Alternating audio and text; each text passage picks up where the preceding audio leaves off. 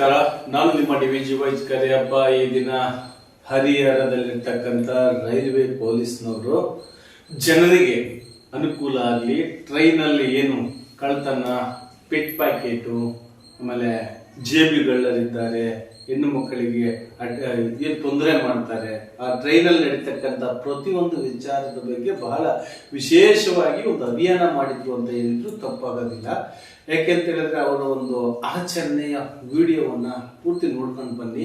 ಇದು ನಮ್ಮ ಹರಿಹರದ ಶ್ರೀನಿವಾಸ್ ಅವರು, ನಮ್ಮ ವರದಿಗಾರರ ಪತ್ರಿಕೆಯ ಸಂಪಾದಕರು ಕಳಿಸಿರ್ತಕ್ಕಂಥ ವರದಿ.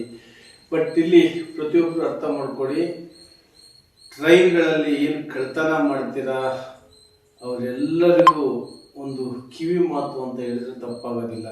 ಯಾಕೆಂದ್ರೆ ಅತಿ ಕಡು ಬಡತನದಲ್ಲಿ ಇರ್ತಕ್ಕಂಥ ವ್ಯಕ್ತಿಗಳಿಗೆ ಅನುಕೂಲವಾಗಲಿ ಅನ್ನೋ ಒಂದು ದೃಷ್ಟಿಯಿಂದ ಈ ಸೆಂಟ್ರಲ್ ಗೌರ್ಮೆಂಟ್ನವರು ಇನ್ನೂ ಸಹ ಈ ರೈಲುಗಳ ಸೇವೆಯನ್ನು ಉಳಿಸ್ಕೊಂಡಿದ್ದಾರೆ. ಹಾಗಾಗಿ ಆ ರೀತಿಯಾಗಿ ಕಳ್ತನ ಮಾಡೋದು, ಬೇರೆ ಬೇರೆ ರೀತಿಯಿಂದ ಆಕ್ಟಿವಿಟೀಸ್ಗಳು ನಡೀತವೆ ಅಂತಲೂ ಕೇಳ್ಪಟ್ಟಿದ್ದೀನಿ.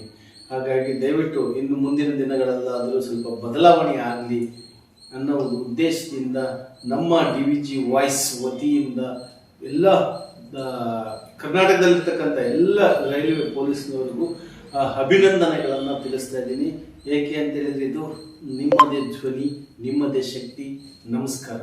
ವ್ಯವಸ್ಥೆ ಮಾಡಬೇಕು. ರಾಷ್ಟ್ರ ಸಂಪತ್ತನ್ನು ಕಾಪಾಡುವುದು ಎಲ್ಲರ ಜವಾಬ್ದಾರಿ. ರಾಷ್ಟ್ರ ಸಂಪತ್ತು ದೇಶ